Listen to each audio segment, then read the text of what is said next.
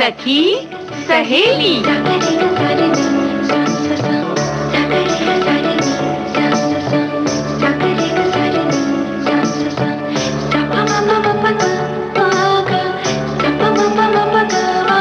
सखी सहेली।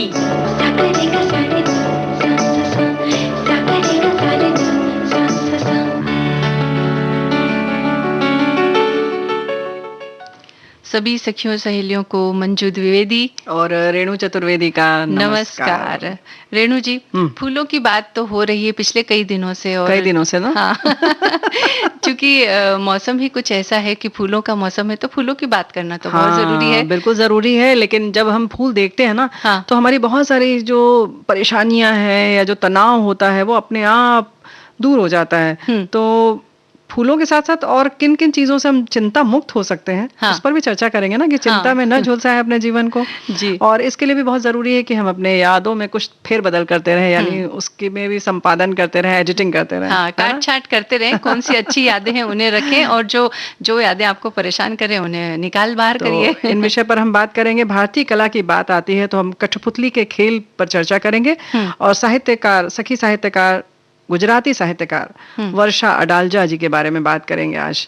तो फूलों की बात, अच्छा एक बात तो है, जैसे फूलों की बात मंजू तुम कर रही हो, तो उसमें ससुराल गेंदा फूल जैसे ये जो नाम आता है, ये क्यों ऐसा किया गया? हाँ बिल्कुल, ये नाम इसलिए है क्योंकि जो गेंदे का फूल है ये थोड़ा विशिष्ट होता है, थोड़ा अलग होता है, क्योंकि ये एक फूल नहीं है बल्कि बहुत सारे फूलों का एक समूह है। और जैसे कि कोई लड़की जब नई नई शादी करके अपने ससुराल जाती है, ससुराल में कई तरह के लोग होते हैं, बड़े बुजुर्ग होते हैं, उनके समान उम्र के लोग होते हैं, बच्चे होते हैं, सखियां सहेलियां आसपास की जो होती है वो उनसे जुड़ जाती है, आस पड़ोस के लोग होते हैं, यानी कि पड़ोसी धर्म भी उसे निभाना रहता है ना। बिल्कुल। तो ये सब मिल करके एक जो झुंड बन जाता है ना, तो उसी तरह से गेंदे का फूल भी उन सब चीजों का एक झुंड होता है। और उसके साथ साथ उसकी जो गठन है, जिसको कहना चाहिए एकदम गठा रहता है। जैसे ऐसे ही नहीं होता कि आप, बहुत सारे फूल ऐसे होते हैं जिनको छुआ और बस मुरझा गए, या मतलब झर गए फट से, ऐसा नहीं होता है। इसकी जो पंखुड़ियां हैं वो आपने कभी देखा होगा सखियों की किस तरह से मजबूती से बंधी रहती हैं, उनको निकालना बहुत मुश्किल होता है। बिल्कुल। तो शायद ससुराल को ऐसा ही बनाया गया कि ससुराल जो है वो ऐसे गेंदे फूल की तरह रहे कि सारी पंखुड़ियां अलग हों, लेकिन एक संबंधों की डोर से सब बिल्कुल बंधे रहें, है ना, मजबूती से। जी, इसीलिए इसे गेंदा फूल कहा गया। और जब गेंदे के फूल की बात आती है तो कोई भी त्योहार हो, कोई भी उत्सव हो, या घर में कोई समारोह हो, तो इन फूलों के बगैर संभव नहीं माना जाता है ना। जब पूजा पाठ की बात हो तो हम गेंदे के फूलों से बनी हुई माला ले आते, या दीपावली और दशहरे की बात करें तो ये त्योहार तो इन फूलों के बगैर मनाए ही नहीं जाते। बिल्कुल, त्योहार हो, चाहे कोई उत्सव हो, चाहे दुकान का मतलब गृह प्रवेश हो या दुकान का उद्घाटन हो, तो मतलब जब घर भी सजाना हो ना, तो बिल्कुल अलग ढंग से इसकी छटा होती है। एक तो खास बात यह है कि इसका रंग बड़ा निराला है, और पीले में भी कितने शेड देखने को मिलते हैं ना। और अपनी गठन तो हमने जैसे पहले कहा ना, ऐसे गोल गोल बिल्कुल गेंदे का फूल जैसे, गेंदा नाम ही शायद हम लोग क्या बॉल को गेंदा कहते हैं, वो वही स्वरूप लेकर आता है। बिल्कुल। और जब उसकी सारी पत्तियों को हम अलग कर देते हैं तो उसके जो निचला भाग होता है ना, उसमें छोटी छोटी गेंदों की तरह होता है जी, वो भी बहुत छोटा सा होता है, जिसको गिरी बोलते हैं, या उसका बीज कह लें आप। बिल्कुल। और उसको पूरा फूल तो हम इस्तेमाल कर ही सकते हैं, लेकिन जब किसी के ऊपर छिड़कना हो तो हम उसकी सारी पत्तियों को अलग कर देते हैं और उसके बाद उनके ऊपर डालते हैं, तो वो जो बिखरती है पत्तियां बड़ी खूबसूरत लगती है दिखने और में। बिल्कुल सही बात है, खूबसूरत तो लगती ही है, और वैसे भी एक फूल में उसमें निकलती भी तो हजारों है ना, ऐसा नहीं कि कुछ गिनी चुनी निकले। हाँ, और उसकी जो भीनी भीनी खुशबू होती है बिल्कुल मन को मोह लेने वाली होती है, और साथ ही साथ वो खुशबू इस बात का संकेत हमें देती है कि उल्लास का समय आ चुका है, या कोई महत्वपूर्ण त्योहार है, या फिर घर में कोई महत्वपूर्ण कोई उत्सव है, कोई समारोह है। और इससे इसलिए भी सजाते हैं। इसके साथ साथ जब अशोक की पत्ती के साथ तोरण बनाते हैं, या कहीं पर भी ऐसे कमरों में भी लटकाना हो, केवल दरवाजे पर नहीं बल्कि कमरों के चारों तरफ, कमरों के द्वार पर, कहीं पर भी उसकी सजावट करते हैं, तो अशोक की पत्ती जो होती है वो भी बहुत अच्छी होती है। इसके संग इसका रंग बिल्कुल निखर कर आता है। और खास बात यह है, अगर हम बड़े स्वार्थी होकर देखें रखें हाँ। तो बहुत जल्दी मुरझाता नहीं है। हाँ। और इसके साथ साथ अशोक की पत्ती भी वैसे ही बनी रहती है, तो आप 4-5 दिन तक उस सजावट का पूरा आनंद लेते हैं। बिल्कुल। और इसी के साथ अगर स्वास्थ्य के दृष्टिकोण से देखें तो भी ये महत्वपूर्ण है। चिकित्सा के क्षेत्र में भी कहीं कहीं कुछ चीजों में इसका उपयोग किया जाता है। साथ ही हमने ये भी सुना है कि इस फूल की उपस्थिति अपने आप में बहुत सारे जीवाणु और विषाणुओं को दूर रखने का काम भी करती है। तो इसलिए भी ये जो फूल गेंदवा है ये बहुत महत्वपूर्ण है। तो जब भी कोई त्योहार हो, कोई उत्सव हो, इन फूलों से दूरी मत बनाए रखिए, बल्कि इन्हें अपने घर में लाइए, सजाइए, और नहीं तो अपने गमलों में लगाइए। गमलों में लगाइए। और इनको लगाना, इनको मतलब पोसना बहुत आसान है, इनको बहुत नाजुक नहीं होते हैं। बिल्कुल। जैसे कि ये सजने के बाद भी यूं ही चमकते रहते हैं बहुत दिनों तक, वैसे ही इनकी पौधों की भी देखभाल बहुत ज्यादा नहीं करनी पड़ती है। तो बहुत प्यारा सा है। वैसे लगता था बड़ा सा कि हाँ ये बहुत आसानी से मिल जाता है तो बड़ा खास नहीं होगा। ऐसा मत सोचिए। इनकी जो बाकी खूबियां हैं वो देखिए। और अब तो कुछ लोग कहते हैं जो जैसे कि चढ़े हुए फूल या सजावट के बाद ये जो फूल होते हैं उनको पीस कर उसकी अगरबत्ती बनाते हैं और उसकी भी खुशबू इसकी खुशबू उसमें डालते हैं। तो इस तरह से भी बहुत सारे प्रयोग हो रहे हैं। तो जो गेंदा का फूल है ये वाकई अपने आप में अनोखा है, तो इस पर जरा गौर कीजिए। हाँ, और इसे उगाना भी आसान है रेणु जी। अगर इसकी सारी पत्तियों को अलग करके और उसके बाद थोड़ी सी कुछ दिनों के लिए इसे सूखने के लिए रख दें, और जब ये सूख जाए तो अपने गमलों में डाल दीजिए, तो अपने आप उससे नए पौधे उगाएंगे। हाँ, यानी कि उगाना भी इसे आसान है। और उगाते हैं तो उसके बाद भी बहुत ज्यादा देखभाल भी नहीं करनी पड़ती है। तो और किसी अपने प्रिय व्यक्ति को उस जो फूल होता है उसको गेंद समझ करके आप उसको यानी पीछे से एक नटखट, हाँ नहीं मार सकते हैं। हाँ, लेकिन वो करजवा पर तीर जरूर चलाएगा, लेकिन उसे लगती नहीं है। इसलिए कुछ नटखट शरारतें भी हम इससे कर सकते हैं। क्या बात। अरे हाँ हाँ हाँ, फुल गेंदवा न मारो लगत करे जवा में चोट। दूंगी मैं दोहाई काहे चतुर बनत ठिठोरी करत हर जाई। फुल गेंदवा न मारो फुल गेंदवा न मारो लगत करे जवा में चोट। दहका हुआ ये अंगारा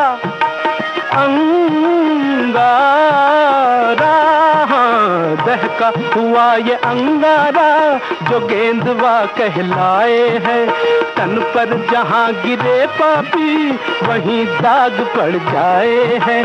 अंग अंग मोरा पीर करे और करके कहे फुल गेंदवा न मारो फुल गेंदवा दवा दवा दवा दवा दवा दवा दवा दवा न मारो लगत करे जवा में चोट। फुल गेंदवा न मारो अजी फुल गेंदवा ना मारो फुल गेंदवा ना मारो फुल गेंदवा न मारो मैं कान मारो न मारो फुल गेंदवा न मारो लगत करे जत करे जत करे जत करे जत करे जवा में चोट।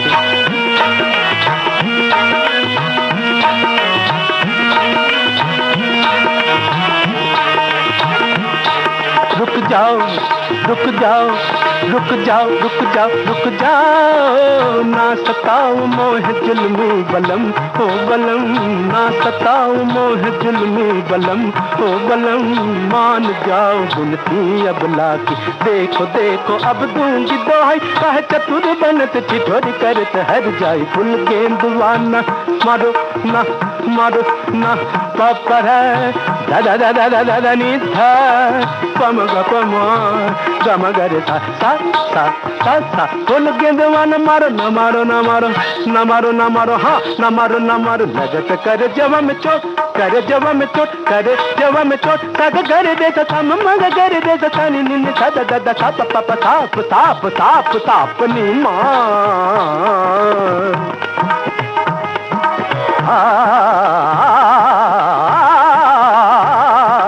भूल गए दवाना मारो ना मारो ना मारो लगत कर जवा में चोट कर जवा में चोट कर जवा में चोट दे। तो देखिए फूल भी जो है करजवा में इतनी बड़ी चोट कर देते हैं कि गाना बनता है उसके ऊपर। बिल्कुल बनता है। और यही तो हमारी जो कहना चाहिए ना कि हिंदी फिल्मों की खूबी है। हाँ। कि किसी भी तरह की फिल्म हो कहीं ना कहीं से गाने का जुगाड़ निकाल ही लेते हैं हमारे निर्माता निर्देशक। और इस तरीके के गीतों की भी अपनी बड़ी मतलब विशेषता है। ससुराल गेंदा फूल ये गीत भी बड़ा प्रसिद्ध रहा, लोगों को बहुत पसंद आया। तो ये गाया भी बहुत प्यार से मन्ना। बिल्कुल। और जैसा कि आप कह रही हैं कि कुछ गाने का जुगाड़ बिठा ही लेते हैं, लेकिन अगर ये गाने का जुगाड़ नहीं होता तो हम क्या बजाते फिर? हाँ ये बात भी सही है। हाँ नहीं ये तो हम मतलब देखने का मजा भी फिल्म का वही है कि बस थोड़ी देर बाद एक गाना आ जाता है। हाँ। जैसे हम अपने कार्यक्रम में बजा देते हैं। विषय आया और हमने कर लिया। लेकिन जो साहित्य की बात जब होती है उसकी अपनी एक अलग खासियत होती है। साहित्य भी बहुत समृद्ध करता है और वैसे भी कहते हैं समाज का दर्पण साहित्य भी होता है। बिल्कुल। तो आज हम गुजराती भाषा की साहित्यकार वर्षा अडालजा उनकी बात करेंगे। वर्षा एम अडालजा गुजराती भाषा की विख्यात साहित्यकार हैं और इनके द्वारा रचित एक उपन्यास अड़सार के लिए उन्हें सन 1995 में साहित्य अकादमी पुरस्कार से सम्मानित किया गया। इनके कुल 20 उपन्यास, 5 कहानी संग्रह, 1 नाटक और 1 निबंध संग्रह प्रकाशित हुए हैं और इन्होंने कृष्णा सोपती के उपन्यास मित्रों मरजानी का गुजराती अनुवाद भी किया है। तो यानी कि ये देखा जाए तो दोनों भाषा पर इनका पूरा अधिकार होगा, तभी उन्होंने किया। 10 अप्रैल 1940 को आपका बॉम्बे यानी मुंबई में जन्म हुआ और इनके पिता का नाम गुणवंत राय आचार्य जो खुद भी गुजराती साहित्यकार उपन्यासकार रहे और माता का नाम नीलाबेन। ये जामनगर के रहने वाले हैं ये लोग। वर्षा जी की अपनी बीए की पढ़ाई गुजराती और संस्कृत भाषा में हुई। मुंबई यूनिवर्सिटी से सन 1960 में आपने ये पूरा किया बीए की पढ़ाई और उसके बाद 1962 में समाज शास्त्र में आपने एमए की पढ़ाई की। जी। और बाद में उन्होंने नेशनल स्कूल ऑफ ड्रामा से ड्रामा की पढ़ाई भी की और 1961 से 1964 तक उन्होंने आकाशवाणी मुंबई में भी काम किया। 1965 में उनका विवाह हुआ महेंद्र अडालजा से। 1966 से उन्होंने अपने लेखन की शुरुआत की और 1973 से 1976 तक वे एक महिलाओं की पत्रिका की एडिटर भी रहीं और फिर उसके बाद 1989-90 तक वे गुजराती पत्रिका की संपादक रहीं। तो ये थी उनकी एक यात्रा और उसके बाद 1978 में गुजराती साहित्य परिषद के ऑफिस से जुड़ गई। उन्होंने लगभग जैसा कि तुमने पहले ही बताया मंजू की 40 पुस्तकें लिखी, उसमें 20 उपन्यास और छोटी छोटी कहानियों की किताब के लगभग 10 वॉल्यूम हैं, भाग हैं उसके।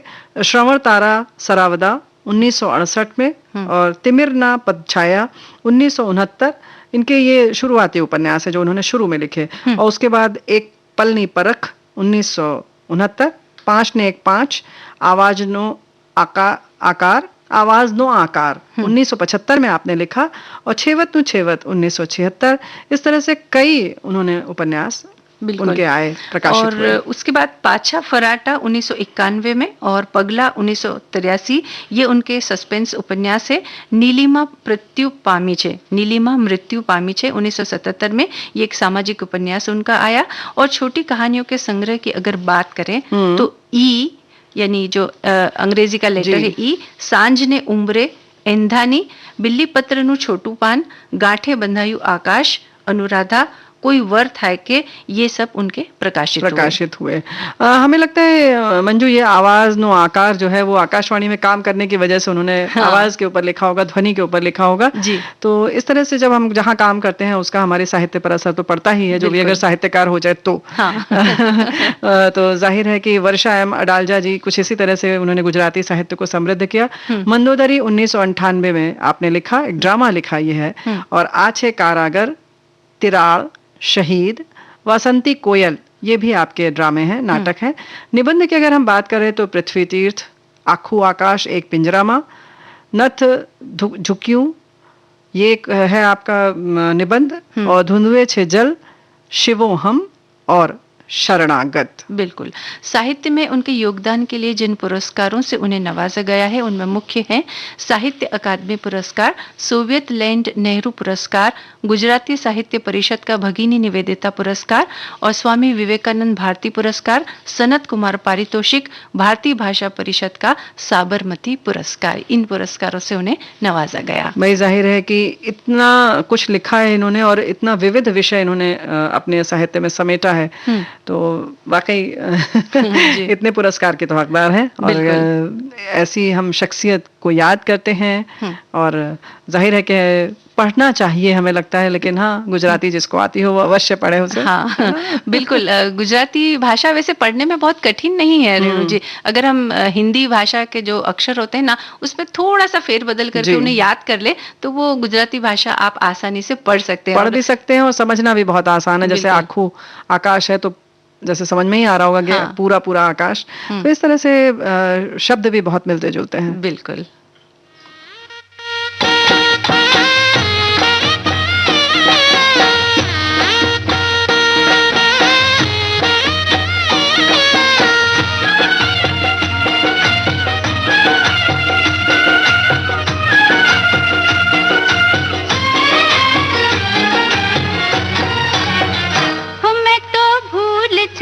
बाबुल का देश पिया का घर प्यारा लगे।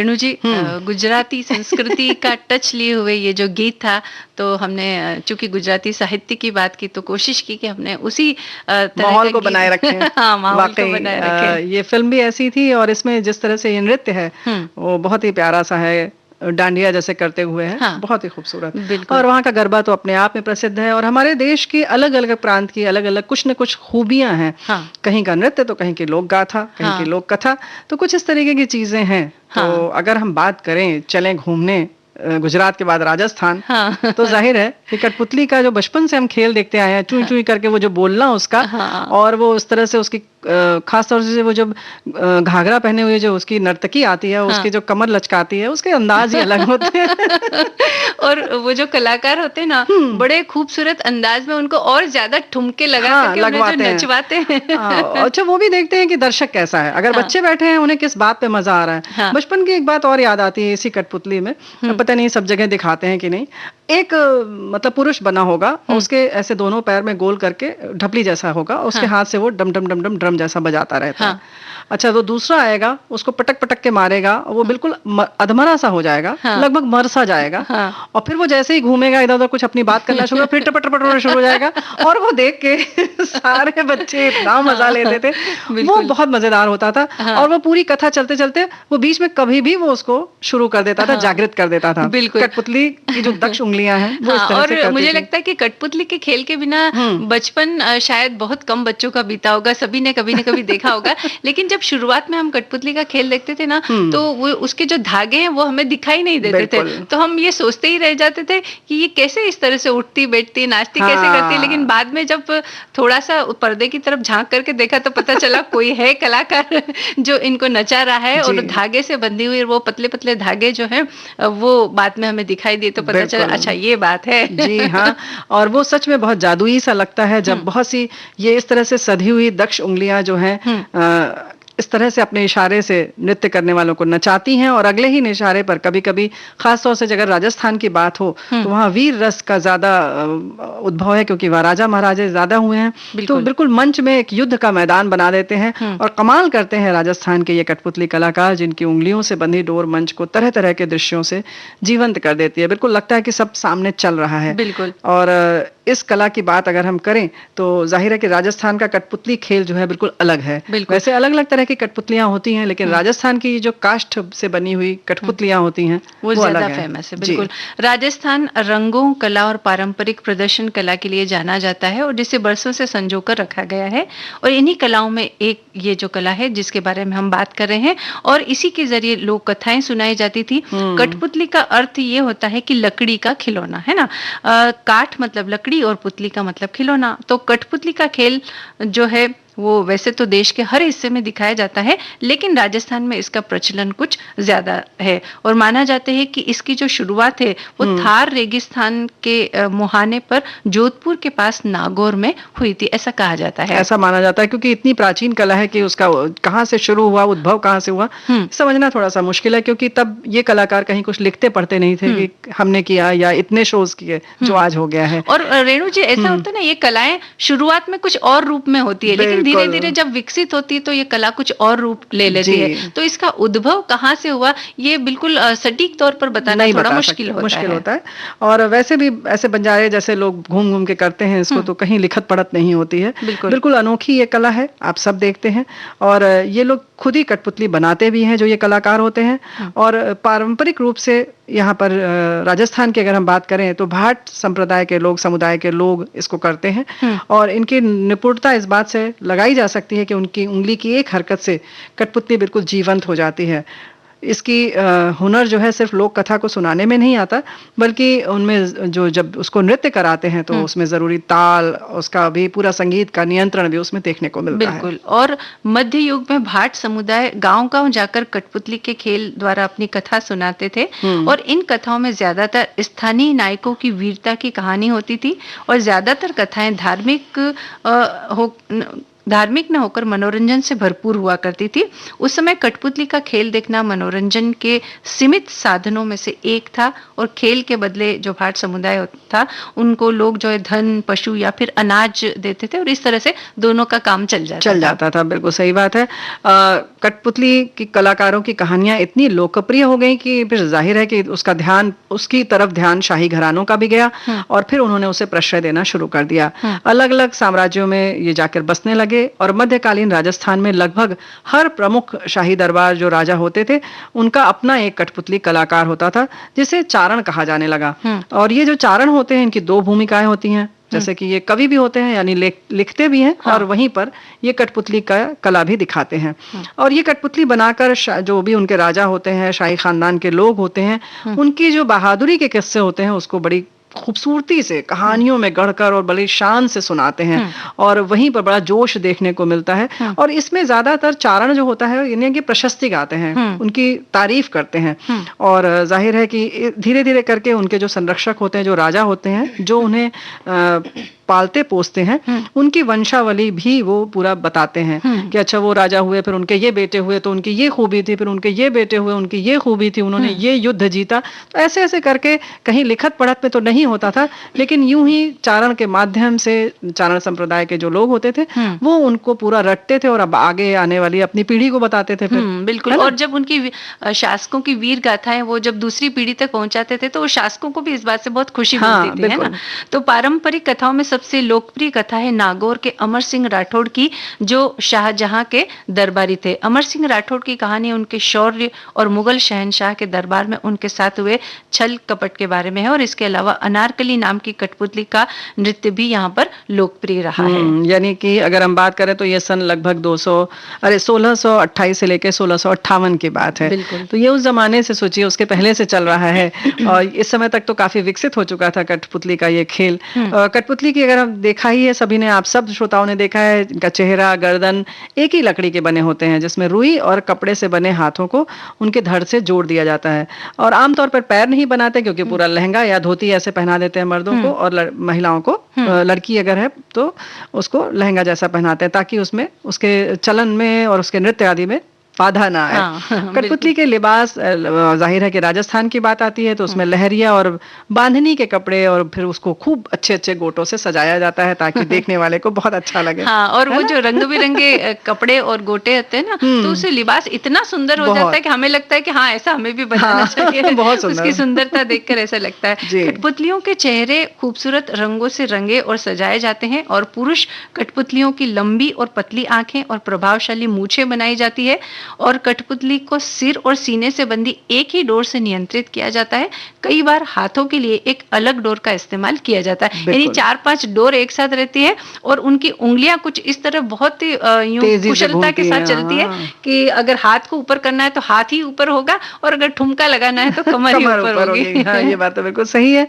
और बिल्कुल परंपरा के मुताबिक पुरुष कठपुतली को नचाते हैं और महिलाएं ढोलक, तबला और दूसरे साज बजाती हैं। गीत महिलाएं गाती हैं और सीटियां पुरुष बजाते हैं। जैसे हमने कहा ना, वो अजीब ढंग की आवाज आती है पी पी करके, बिल्कुल, तो बड़ा मजा आता है। पुरुष संगीत को और बेहतर बनाने के लिए बांस की बनी सीटियों से कई तरह की आवाजें निकालते हैं, जैसे पिपेरी टाइप का बजता है, पी पी करके, तो उसका अपना, या टुई टुई जैसे वो बड़ी जिसको कहते हैं ना कि हास्य वाली जो धुन निकालते हैं, वो अपने आप में जो परिस्थिति क्या है, सिचुएशन क्या है, उसके आधार पर वो सीटी बजाते हैं और यानी संगीत का जो इफेक्ट देने वाली बात है ना, वो वहां पर होती है। हमें लगता है फिल्म वालों ने वहीं से सीखा है।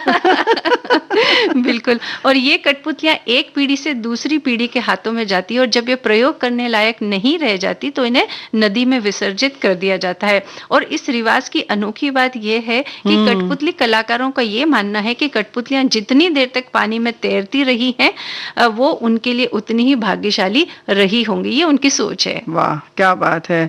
और आज अगर हम बात करें तो बहुत सारे हमारे पास मनोरंजन के साधन हो गए हैं। जाहिर है कि उस तरह से अब कठपुतलियों को वो प्रश्रय नहीं दिया जा रहा है, फिर भी मौजूदा समय में वे सैलानियों के लिए होटल और जगह जगह पर पर्यटन स्थलों पर कठपुतली का खेल दिखाते हैं। उनकी कहानियों में अब किंवदंतियां और मिथक के अलावा और भी बहुत सारी कहानियां शामिल हो गई हैं जो आजकल समसामयिक हों या जो लोगों को पसंद आती हैं उन्हीं को। जैसा कि हमने कहा कि फिर बात आती है फिल्मों की, तो इस पर भी इनकी छाप देखने को मिल जाती है। बिल्कुल, हाँ। हाँ, यानी समय के अनुसार उन्होंने भी अपने आप को बदल लिया है। और कठपुतली का खेल देश की एक अनूठी कला है, परंपरा है, जो धीरे धीरे अब लुप्त होती जा रही है। लेकिन जैसा कि आपने कहा कि अब वो इस तरह से मतलब बच्चों की बीच जाकर दिखाने की बजाय या फिर राजा के वहाँ एक जगह करने की बजाय अब किसी रेस्टोरेंट में चले जाते हैं या फिर सिनेमा हॉल के बाहर, इस तरह से जहाँ लोगों की भीड़ इकट्ठी होती है वहां दिखाते हैं।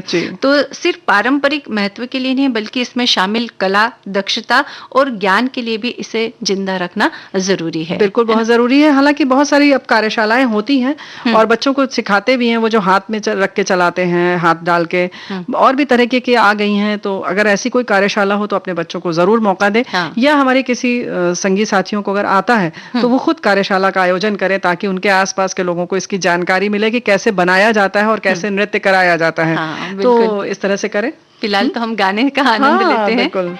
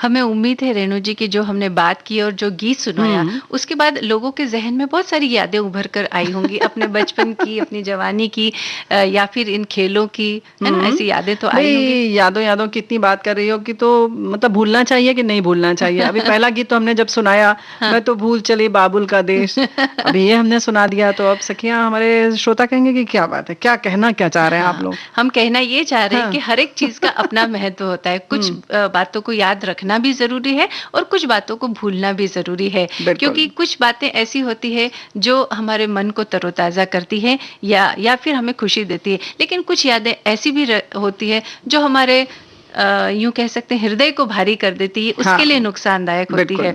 तो दोनों का एक बैलेंस होना ये बहुत जरूरी है, बहुत जरूरी है। और इसीलिए हमने एडिटिंग रखा है, डिलीट नहीं करने को कहा है। आप इस बात का ख्याल रखिएगा जी। हमने बिल्कुल उसको मिटाने के लिए नहीं कहा है, क्योंकि आपको चुनना है उसमें से कि कौन कौन को रखना है और किसको किसको भूल जाना है। और बेहतर है कि भूलने वाली बात ही न याद करें कि किसको हमें भूलना है, उस पर आप नजर न डालें, उसको नजरअंदाज करें, बल्कि ये हम अगर चुने, इस बात पर चयन करें कि हमें किन किन को याद करना है। बिल्कुल। और आप इस बात का ख्याल रखें कि आप जब जिसके बारे में बात करते हैं या जो घटना याद करते हैं तो आप खुश होते हैं या कैसा माहौल होता है।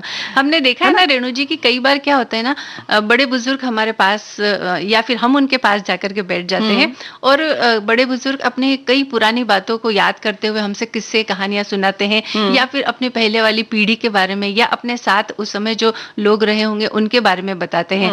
और बताते बताते अचानक जो है उनके चेहरे पर एक अलग सी चमक दिखाई देने लगती है, अलग सी खुशी दिखाई देती है, कई बार आंसू छलक आते हैं, कई बार उन बातों को बोलते हुए वो हंस भी देते हैं। और जब उनकी पूरी बातें खत्म हो जाती है तो उनके दिल को एक अलग सा संतोष एक दिखाई पड़ता है। तो यानी कि यादें हमारे मन को इतना संतोष देने का काम भी करती है, बहुत हद तक कहें तो दवाओं का भी काम करती हैं। और एक बात और है, जैसे कि ये जैसे तुमने अभी कहा कि जब हम बात करते हैं और कुछ अच्छी बातें होती हैं और खुशी के जब आंसू होते हैं तो हमें भी खुशी मिलती है। और हम देख के इतने अभिभूत हो जाते हैं कि लगता है अरे वाह, वो चेहरे की चमक दिखाई देती है। लेकिन वहीं जरा आप सोचिए कि कहीं अगर उन्होंने कोई अपनी बहुत पुरानी बात याद की, ऐसी जो दोस्त ने बड़ा धोखा दिया था या बहुत गम भरे उनके दिन जो गुजरे थे उसको अगर उन्होंने याद किया तो आप अगली बार उनके पास बैठना भी नहीं चाहेंगे। है ना? तो वही समझिए कि वो बुजुर्ग आप भी हो सकते हैं, या वो अगर जवान व्यक्ति भी हैं तो वो आप हो सकते हैं। तो अब आपको चयन करना है कि आपको क्या याद रखना है और क्या भूल तो समझ गए ना। और कई बातें हमारी ऐसी होती हैं कि जिन्हें याद करके हमें बहुत गुस्सा आ जाता है या हम किसी पर चिढ़ जाते हैं, और जब इस तरह की बातों को हम याद करते हैं तो वो हमारे शरीर के लिए भी बहुत नुकसानदायक होती है। उससे क्या होता है कि दिल के ऊपर इतना बुरा प्रभाव पड़ता है कि आगे जाकर के हो सकता है वो किसी बीमारी में तब्दील हो जाए। तो इसके लिए उन बातों को भूल जाना बहुत आवश्यक है।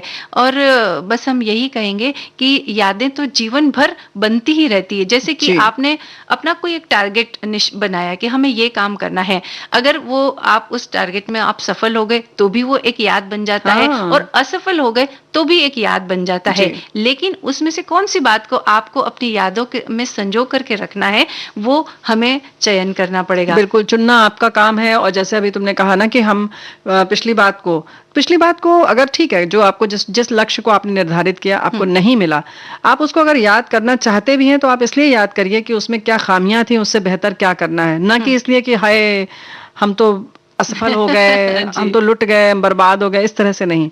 आप उसमें कुछ अगर खामियां रह गई हैं जिसको कहते हैं आत्मचिंतन करना, आकलन करना, तो अगर उस आकलन के लिए अगर आप कर रहे हैं तो ठीक है, ताकि आप सुधार करके भविष्य का कुछ अच्छा निर्धारण कर सकें।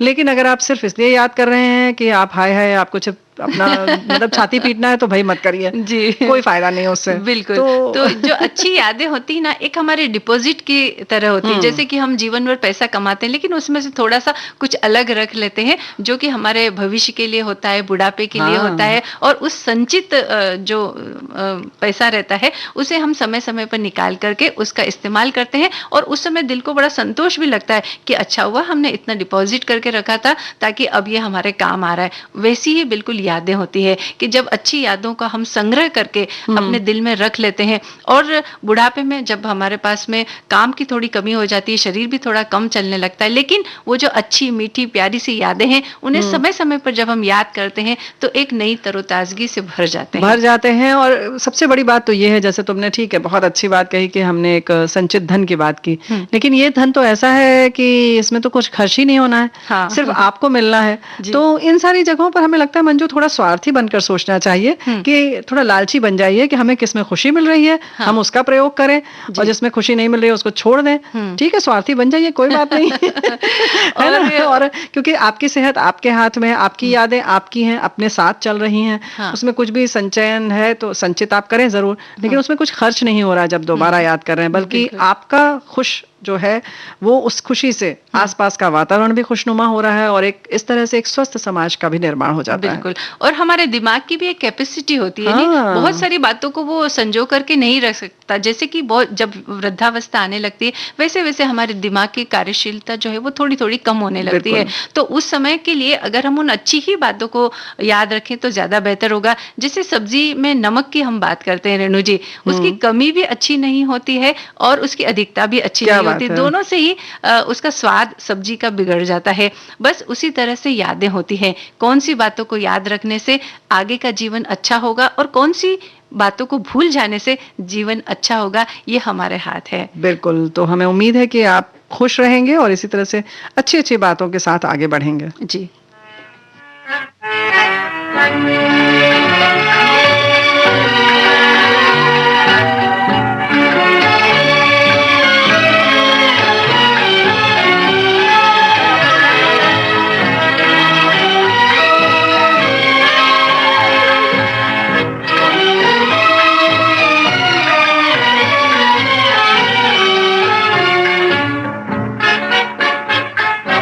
याद किया दिल ने कहा हो तुम, झूमती बहार है कहाँ हो तुम, प्यार से पुकार लो जहाँ हो तुम, प्यार से पुकार लो जहाँ हो तुम।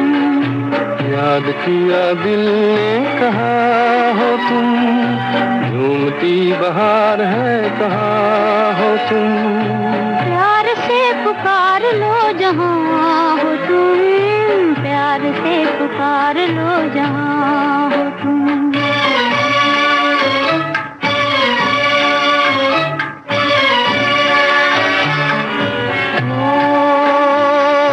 खो रहे हो आज किस ख्याल में, दिल फंसा है बेकसी के जाल में, खो रहे हो आज किस ख्याल में, दिल फंसा है बेकसी के जाल में, मतलबी जहाँ मेहरबा हो तुम, याद किया दिल ने कहा हो तुम, प्यार से पुकार लो जहाँ हो तुम, प्यार से पुकार लो जहाँ हो तुम।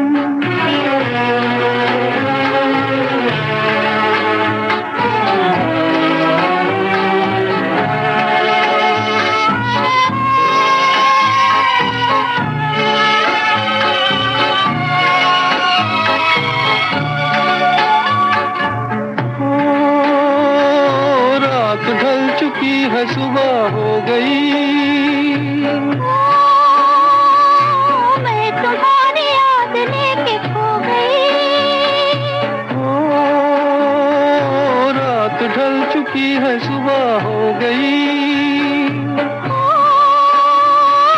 मैं तुम्हारी याद लेके खो गई, अब तो मेरी दास्तां हो तुम, याद किया दिल ने कहा हो तुम, प्यार से पुकार लो जहाँ हो तुम, प्यार से पुकार लो जहाँ हो तुम।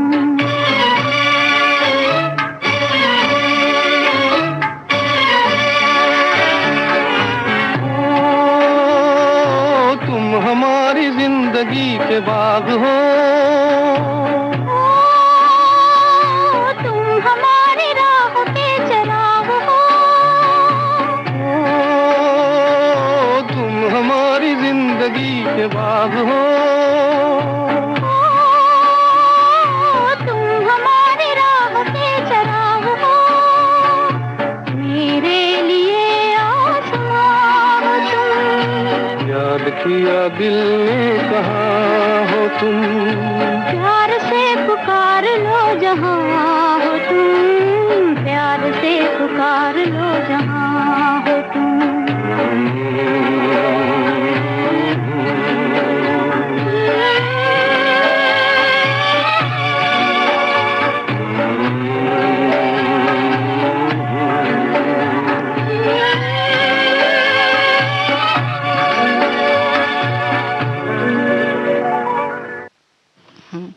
कितना मीठा प्यारा बहुत ही संगीत और इतना सुकून देने वाला इसकी जो धुन है ना, वो ऐसा लगा कि मन को एक अजीब सी शांति का एहसास हुआ है ना। बिल्कुल। और यादों की अगर हम बात करें तो एक बार फिर से छोटी सी बात ये कहना चाहते हैं कि अगर आपको कोई ऐसी याद नहीं याद आ रही है तो कोई प्यारा सा गीत याद कर लिया करिए ऐसे में। हाँ, किसी परिस्थिति विशेष से भी कई गीत जुड़ जाते हैं रेणु जी, जैसे कि हम बहुत दुखी हैं या हम बहुत खुश हैं, और या फिर मन में कोई और उथल पुथल चल रही है, और उसी सिचुएशन का अगर कोई गीत कहीं पर दूर से बजता हुआ हमारे कानों में पड़ जाता है तो हमेशा के लिए वो गीत हमारी यादों के पन्नों में दर्ज हो जाता है। तो ये भी इन गानों की विशेषता होती है। और जब हम बात करते हैं यादों की तो कहीं ऐसा तो नहीं कि हमारे बहुत सारे श्रोता जो है वो चिंता करने लग गए हैं कि भाई कौन सी याद को हम दिल में रखें और कौन सी बात को हटा दें। ऐसा भी होता है। मैंने इसीलिए पहले ही कहा मंजुना कि ये ना सोचे कि हमें क्या भूलना है, बल्कि ये याद रखें कि क्या याद करना है। तो ज्यादा अच्छा है, क्योंकि अब दोहरा काम हो जाएगा। वो कहेंगे ये अच्छा काम सहेज दिया इन लोगों ने, तो भाई कि अब हम देखें कि कौन सी चीज भूलनी है। और ऐसा होता है कि जो हम भूलना चाहते हैं वो बहुत याद आती है। वो अक्सर याद आते हैं। जी, वो अक्सर याद आते हैं। जैसे कि इसके लिए ना एक ऐसे ही कुछ गुरुजी थे, उन्होंने कहा कि आज हम बिल्कुल तुमको बस अपना बिल्कुल गुरु मतलब अंतिम पाठ पढ़ा रहे हैं जिसमें कि तुम बिल्कुल सिद्ध हो जाओगे इस विषय में। और मतलब बच्चा बिल्कुल, शिष्य जो था वो बहुत ही जैसे होता है आज्ञाकारी था, और लेकिन गुरुजी चाह नहीं रहे थे कि वो उसको अंतिम पाठ उस दिन बताएं। तो उन्होंने एक समझदारी की, गुरु तो गुरु, उन्होंने कहा बस आते वक्त बेटा ऐसा करना कि जब तुम मेरे पास आना तो रास्ते में कहीं पर भी तुम बस बंदर को ध्यान में मत लाना, अपने बंदर को याद मत करना। बस क्या था, अभी सारे रास्ते उसको बंदर ही याद आ रहा था। तो ये उनकी होती, बोले अगर तुमने वो बंदर याद कर लिया, तुम्हारे दिमाग में अगर एक बार भी आ गया तो आज वो मैं तुम्हें अंतिम पाठ नहीं पढ़ा पाऊंगा। बस हो गया काम गुरु जी का। तो वही है कि आप ये ना याद करें कि आपको क्या नहीं याद करना है, वो और याद आएगा। तो बेहतर है कि आप अच्छी अच्छी चीजें याद करें। अब जैसे कहते हैं ना कि आपको खुश रहना है, तो इसी चिंता में हम भूल रहे हैं कि हम कैसे खुश रहें। तो भाई ऐसा मत करिए कि जो जिस चीज के लिए आपको खुश रहना है वो आपके लिए चिंता का सबब बन जाए। यानी कई लोगों की आदत होती है ना, हर छोटी से छोटी बात की चिंता करने लग जाते हैं। सोचते हैं कि अरे आज तो बाजार गई थी, वहां बहुत भीड़ थी, इस बात की चिंता हो गई। आज बच्चे ने खाना नहीं खाया तो बहुत चिंता हो गई। आज बहुत खाना खा लिया तो चिंता हो गई। या कहीं हमारी नौकरी तो नहीं चली जाएगी, इस बात की, अरे जो घटना अभी हुई भी नहीं है उसकी भी चिंता करने लगते हैं। और इन छोटी छोटी बातों की जब हम बहुत चिंताएं करते हैं तो हम अपने जीवन में अपने पूरी क्षमता के साथ अपनी बातों का प्रदर्शन नहीं कर सकते, या फिर कोई काम पूरी दक्षता के साथ नहीं कर सकते, क्योंकि चिंता का असर उन कामों पर जरूर होता है। वैसे भी चिंता कहती है कि चिता के समान है, और वैसे भी कहती है चिता तुम तो मुर्दे को जलाती हो, मैं तो जिंदे को जलाती हूँ। बिल्कुल। तो वो आपको बिल्कुल भस्म करती है। तो चिंता की जहां तक बात होती है, बिल्कुल चिंता मुक्त रहें। जैसे कि ये तो तुमने कहा कि हाँ नौकरी चली जाएगी तो क्या होगा, अभी बैठे बैठे हमारे सिर का जो ये छत है टूट के गिर जाएगी तो क्या होगा, ये सारी चीजें तो हैं ही आशंकाएं। लेकिन उसके साथ साथ जैसे परीक्षा हम देकर आए, उसके बाद चलिए आप तो खुद तो दे के आई, अब आपको चिंता है, अब जब आपने दे दिया, लिख दिया, अब आप उसमें कुछ भी फेरबदल नहीं कर सकते, तो फिर कैसी चिंता, है ना। अच्छा वो तो वो बच्चे तो करते ही हैं, उसके साथ माता पिता भी करते हैं। हाय हाय क्या होगा, हाय हाय कितने नंबर आएंगे। तो ये वाला जो हाय है ना वो छोड़ दीजिए, क्योंकि जो चीज तब तक आप करें जरूर, हम नहीं कहते कि आप चिंता ना करें। अगर परीक्षा देना है तो पूरी चिंता करें, उसकी तैयारी की चिंता करें, उसको बेहतरीन तरीके से करने की कोशिश करें, 100% करें, उसमें काम करें उसके लिए, न कि सिर्फ बातें करके परेशानी दिखाएं। बिल्कुल, हर कार्य के लिए हमें सावधानी रखना जरूरी है। उसके बारे में ये सोचें कि भाई इस चीज को या फिर इस परिस्थिति को हम किस तरह से ठीक कर सकते हैं, ये सोचना आवश्यक है। और अपनी पूरी दक्षता के साथ काम करना भी जरूरी है। लेकिन केवल चिंता कर के बैठ जाने की वजह से ना तो वो काम होगा और ना हमारा शरीर ठीक ठाक रह पाएगा, क्योंकि जैसा कि कहा कि चिंता तो पूरे शरीर को जला देती है। तो अगर आप बहुत दिनों तक इन छोटी छोटी बातों की चिंताएं करते रहेंगे तो हो सकता है कि किसी दिन आप किसी बीमारी का शिकार हो जाए, तब तो आप कुछ भी नहीं कर पाएंगे। इसलिए हमें तो लगता है कि बीमारी क्यों, चिंता करना अपने आप में एक बीमारी ही है, हमें लगता है ना। अभी जैसे तुमने कहा कि हम कैसे कैसे करेंगे, इस बारे में जरूर आप सोचें उनके रास्ते तलाशें, न कि रास्ता तलाशें कैसे इस बात की हम चिंता करें। उससे बेहतर है कि रास्ता तलाशना शुरू कर दीजिए। इस कार्य को कैसे करना है वो रास्ते देखिए, उसका जुगाड़ करिए, है ना। किसी मंजिल को अगर हमें हासिल करना है तो रास्ते पर चल पड़िए, न कि पहले से हम ये सोचे कि हाय हाय बहुत दूर है, हाय हाय कैसे होगा। तो ये सारी चीजों को छोड़ना चाहिए। चिंता ना करें उस विषय में। या आप चल रहे हैं, बहुत अंधेरा है, उसका रास्ता अपनाएं। घर से निकलना है, बारिश हो रही है तो छतरी ले लीजिए, बरसाती पहन लीजिए। या अगर आप काम टाल सकते हैं तो टालिए, ना कि हम सिर्फ खड़े रहें और दोष देते रहें बरसात को। बिल्कुल। या उसकी चिंता करते रहें, है ना। और चिंता करने वाले व्यक्ति के काम में और एक चिंता मुक्त व्यक्ति के काम में जो परिणाम होते हैं उसमें बहुत फर्क नजर आता है। और कभी कभी हम ये सोचते हैं कि इस व्यक्ति का काम हमेशा इतना अच्छा क्यों होता है और दूसरे व्यक्ति का काम हमेशा हड़बड़ी में, गड़बड़ी में या फिर गलत ही क्यों हो जाता है। तो इसके पीछे की वजह यह है कि एक व्यक्ति सावधान है और एक व्यक्ति बहुत चिंता करने वाला है। तो चिंता जो है हमेशा ही हमारे परिणामों पर असर डालती है, शरीर पर, हमारी मानसिकता पर, हमारे विचारों पर और काम की दक्षता पर, सब पर असर डालती है। और सिर्फ अपने ऊपर नहीं बल्कि मंजू हमें लगता है आसपास का पूरा माहौल जो है बहुत बोझिल सा हो जाता है।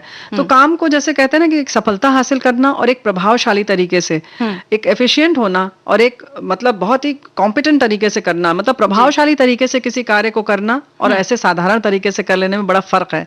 आप देखेंगे कि जब आप बिना चिंता के करेंगे तो बड़े हल्के फुल्के ढंग से हो जाएगा और आसपास का माहौल आप बहुत खुशनुमा बना सकेंगे। और एक जो कहती हूँ ना परिणाम, जैसे तुमने कहा, वो बिल्कुल अलग प्रभावशाली तरीके से दिखेगा। और जीवन में कठिनाइयां या फिर परेशानियां या इस तरह की बातें तो आती ही रहती, इनसे बचना बहुत मुश्किल है। हर व्यक्ति के जीवन में आती, किसी के जीवन में कम, किसी के जीवन में ज्यादा आती है, लेकिन इनका सामना सभी को करना ही पड़ता है। अब आप बहुत ज्यादा चिंता करके अगर सामना करेंगे तो भी करना है और चिंता मुक्त होकर करेंगे तो भी करना है। तो बेहतर यह है कि आप चिंता मुक्त रहिए और उसका हल ढूंढने की कोशिश कीजिए कि ये जो परेशानी या ये जो परिस्थिति मेरे सामने है इसको मैं किस तरह से सुलझा सकता हूँ। अगर आपने इस ठंडे दिमाग से सोच करके उसे सुलझाने की कोशिश की तो परिणाम हमेशा ही बेहतर होंगे बजाय चिंता के। जी, और इसके लिए एक लाइन बहुत अच्छी कही गई है कि मतलब चिंता छोड़ने के लिए अगर कोई समस्या है, पहली बात तो उसे समस्या न समझिए, लेकिन सामान्य तौर पर अगर हम सांसारिक रूप से कहें कि ये समस्या है या ये सामने काम है हमारे, तो अगर उसका हल है तो चिंता नहीं करना चाहिए। और अगर कोई हल नहीं है तो फिर किस बात की चिंता आप कर रहे हैं। तो दोनों हाल में आपको चिंता करने का कोई हक नहीं है और कोई जरूरत नहीं है। बिल्कुल। तो चिंता मुक्त होके हम लोग एक गीत सुन लेते हैं, हमें लगता है ना।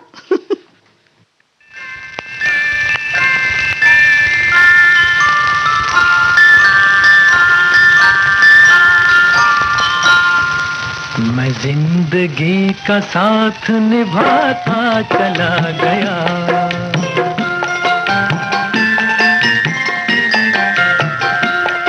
हर फिक्र को धुएं में उड़ाता चला गया, हर फिक्र को धुएं में उड़ा।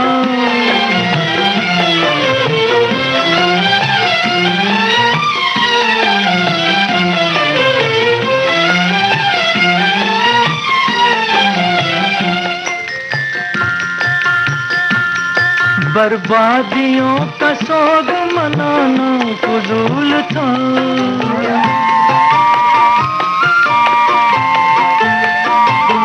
बर्बादियों का सोग मनाना फजूल था, मनाना फजूल था, मनाना फजूल था। बर्बादियों का जश्न मनाता चला गया, बर्बादियों का जश्न मनाता चला गया, हर फिक्र को धुएं में उड़ा।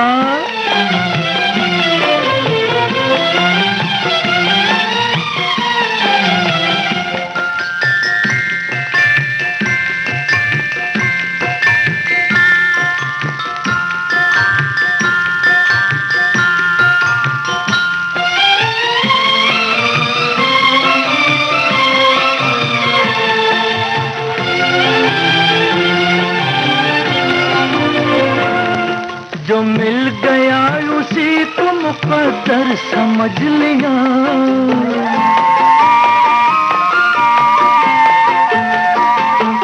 जो मिल गया उसी को मुकद्दर मुकद्दर समझ लिया, मुकद्दर समझ लिया, मुकद्दर समझ लिया।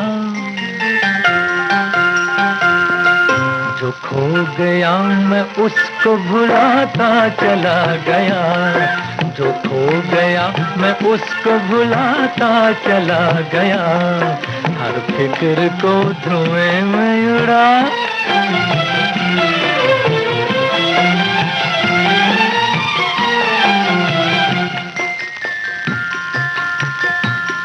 गम और खुशी में फर्क न महसूस हो जहां,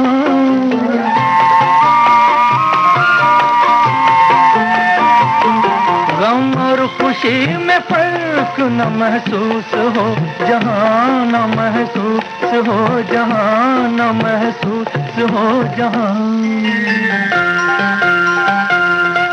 मैं दिल को उस मकाम पे लाता चला गया, मैं दिल को उस मकाम पे लाता चला गया, मैं जिंदगी का साथ निभाता चला गया, हर फिक्र को धुएं में उड़ाता चला गया।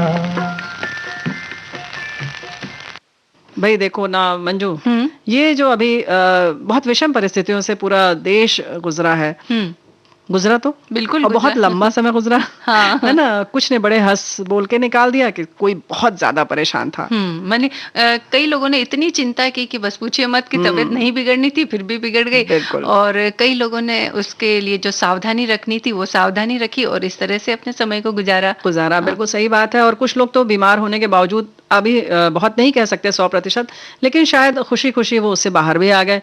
तो ये चीजें हैं, लेकिन अभी ये जब बात चल रही है तो एक बार ये लग रहा है कि एक बार फिर हम अब बताएं कि अभी भी आप भाई घर से निकलें तो मास्क पहने, सैनिटाइजर साथ में रखें, बार बार साबुन से हाथ को धोएं और दूरी बनाकर रखें। हाँ, और सावधानी रखना जरूरी है इस मामले में। अभी आपको बहुत चिंता मुक्त नहीं हो जाना है कि चलो चिंता, कोरोना की कोई चिंता करने की आवश्यकता नहीं है। अभी आपको चिंता करना जरूरी है, यानी कह सकते हैं कि अभी कोरोना खत्म नहीं हुआ है। तो जब तक सबको वैक्सीन नहीं लगती या सबका इलाज नहीं होता, तब तक आपको सावधानी रखनी है। कई लोग इतने चिंता मुक्त हो गए कि वो रेस्टोरेंट में खाने के लिए जाते हैं, वहां भी सावधानी नहीं रखते, या बाहर जाते हैं तो मास्क लगाना जरूरी नहीं समझते, या मास्क लगाते भी है तो वो पूरा केवल दाढ़ी पर लगा रहता है, यानी उसका कोई उपयोग नहीं होता है। तो इस तरह हमें नहीं करना है, बल्कि सावधान हमें रहना अभी भी बहुत जरूरी है। और अनावश्यक रूप से शहर के बाहर ना निकलें, घर के बाहर ना निकलें, थोड़ा सा ध्यान रखें। अभी भी समय ऐसा है नाजुक सा, और ये तो मौसम भी ऐसा है कि बीमार वैसे भी हम लोग मार्च में होते ही थे ना, जो भी संक्रमण वाली बीमारियां थी ये अब मार्च में शुरू होती हैं, तो हम ऐसे भी एहतियात रखते थे, साफ सफाई का ख्याल रखा जाता था। तो वो सब ख्याल में रखते हुए अभी भी आप जब भी बाहर से आते हैं तो अपने कपड़े बदल लें, साबुन से हाथ को धोएं, जो सामान आ रहा है उसका ख्याल रखें, उसको भी धो लें, और बहुत आवश्यक ना हो तो बाहर ना जाएं। कुछ प्रदेश से आने पर, जैसे महाराष्ट्र अगर हम प्रदेश की बात करें तो गोवा, केरल, राजस्थान, गुजरात और दिल्ली एनसीआर से जो लोग आते हैं उनको एयरपोर्ट पर खासतौर से कोविड का टेस्ट कराना होता है, या 72 घंटे पहले आप जिस शहर से आ रहे हैं वहां से करवा कर आए, या कहीं से भी करवाया अगर आपने, तो वो आपको दिखाकर ही आना होता है। तो अब उसमें क्या होता है कि बहुत सारे लोग मंजू बहुत विरोध करते हैं। जैसे बराबर संदेश आ रहे हैं कि आप कोविड का आपको रिपोर्ट लेके चलना है कि आप नेगेटिव हैं, आप नहीं है, मतलब इससे ग्रसित नहीं है। लेकिन अब हम लोग भी नहीं देखते संदेश इस तरीके के जो आते हैं हमारे लिए चेतावनी वाले या हमारी जानकारी के लिए। और जब एयरपोर्ट पर पहुंचे तो पता चला आइए टेस्ट कराइए, नहीं हम तो नहीं कराएंगे, अब बिल्कुल लड़े पड़े हुए हैं। हाँ। तो इस तरह से ना करें। ये नियम हमारे लिए बनाए गए हैं, हमारी सुरक्षा के लिए बनाए गए हैं, और इन नियमों का पालन करना हम सभी के लिए अनिवार्य है। इस बात का ख्याल रखें, चिंता न करें, लेकिन सावधान जरूर रहें। अब आज का ये कार्यक्रम जो है समय समाप्त हो रहा है। कार्यक्रम समाप्त करने की इजाजत दीजिए। आप सभी को मंजू द्विवेदी और रेणु चतुर्वेदी का नमस्कार।